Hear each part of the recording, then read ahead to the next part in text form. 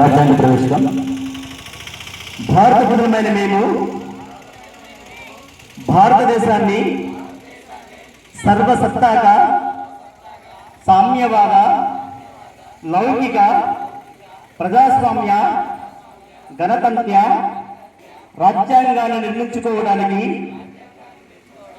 పౌరులందరికీ సాంఘిక ఆర్థిక రాజకీయ న్యాయాన్ని ఆలోచన భావ ప్రకటన విశ్వాసము ధర్మము ఆరాధనల స్వాతంత్ర్యాన్ని అంతస్తుల్లోనూ అవకాశాల్లోనూ సమానత్వాన్ని చేకూర్చడానికి వారందరిలో వ్యక్తిత్వ గౌరవాన్ని జాతీయ సమైక్యతను సంరక్షిస్తూ సౌభ్రాతృత్వాన్ని పెంపొందించడానికి మన ఈ రాజ్యాంగ పరిషత్తులో 1949 నవంబర్ 26వ తేదీన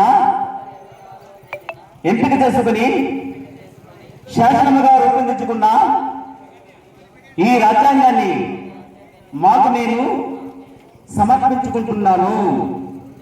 జై భీమ్, జై జై భీమ్, జై జై భీమ్, జై జై భీమ్.